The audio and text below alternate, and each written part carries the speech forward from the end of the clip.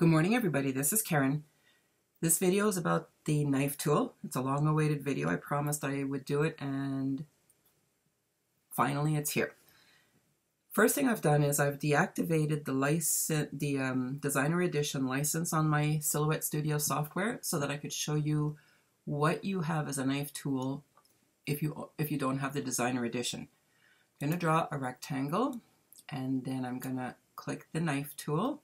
And you'll see that there is no extra window displayed on your right hand side with knife options. Simply a knife, and that's it. You draw across your shape, and once you select your select tool, the arrow, you can pull this away, and that's how the knife works in the standard edition. That's your only option. Now, I'm going to re-enable my Designer Edition and show you the differences. Okay, so I have my Designer Edition back now, and you're going to see as soon as I click the knife tool, I get a bunch of options over here on the right-hand side. And I'm going to show you what each of them do. I'm going to delete what I had here before. I'm going to put back a rectangle for what I may need. And then I'm going to show you these different knife options. The first one is just a straight knife. It draws a straight line. When you drag it through an object, if you have solid selected, which is this over here, then this is what you get, which is how the knife tool acts in the standard edition. If you select outline and you have the knife enabled, sometimes it acts a little bit funny.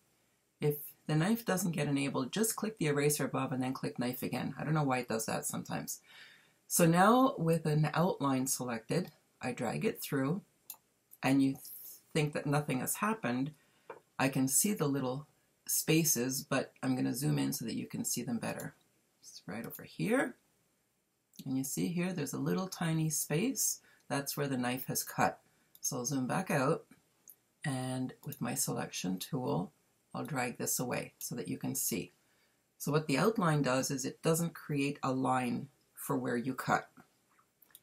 Next is the poly, which is a polygon shape, and it lets you draw, click, let go, draw, click, draw, click, draw, click. And every time you click, it creates a node, or a point as it's called in Silhouette Studio. And when you get back to where you started from, it has created your shape. Next is the curve. With that, when you draw and release, curves are created. With the freehand tool, you just keep holding down the mouse button, draw with your knife, and there you go. Next is a triangular shape, and as you drag across, it will create a triangular shape. Now this can be really interesting. Let's put back another rectangle and choose the triangular shape and draw across my image or my shape. And now you'll see that this has created something really interesting.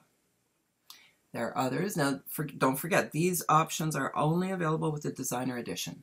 This is a sawtooth, so when you draw across with that, you get that shape. The square gives you this shape.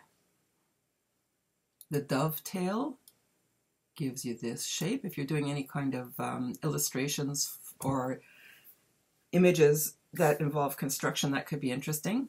Furniture work. Serrated edge, I'm starting to run out of room here. That can give you a nice scalloped edge. I'm going to make another rectangle so that we have room. Let's get rid of what's up here, which we don't need right now. Create another rectangle.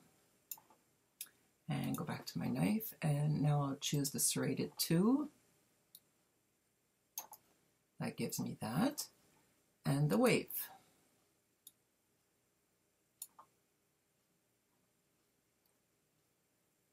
That gives me that. And so then when I select and drag the parts away, you'll see what that gives you.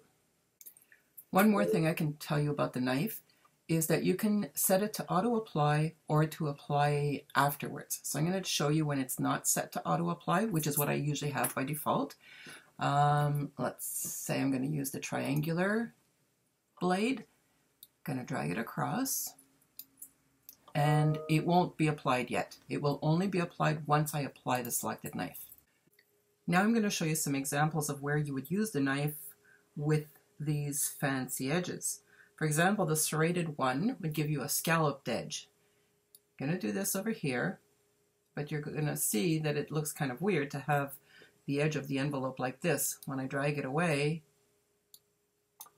it gives you that, and that's not very nice. So I'm going to undo that, and I'm going to show you what you need to do to make it work the other way around. You can't flip your knife, but what you can do is you can flip your envelope. I will rotate it 180 degrees. Now I'm going to go back to my knife, choose my serrated one, and I will drag it across down here. So now I have the scallop, going the right direction. I needed to watch this a little bit here because you see this little edge that I got? If I'm more careful when I drag my knife across, I can watch where it's starting and make sure that the edge is right. Okay, so now I didn't finish it, so this is what it did for me. I wouldn't be able to pull that away, but it just shows you that it gives you a cleaner edge over here. Then there's some other examples. If I go into my library, see this shape, and now you know how they've, whoops, that's the wrong one, sorry. Let's undo that. At least I think it's the wrong one. This is what I was hoping to get. Well, you can create something like that yourself. Let's just go back and draw a rectangle or a square. I'm going to hold down my Shift key and draw a perfect square.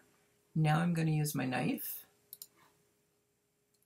triangular shape. I'm going to drag it across, holding down my Shift key because that creates a straight edge.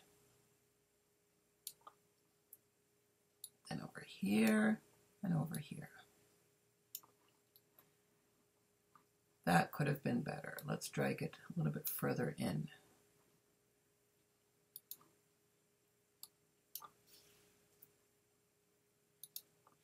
I can delete this. I can delete all those little bits. Pull this away. Pull this away. Well, there. That's the faster way of doing it. Now, it's not very clean edges. You just take your time and do that properly, but that gives you an idea of what you can do. So I hope all of this has been helpful to you. Thank you very much for watching.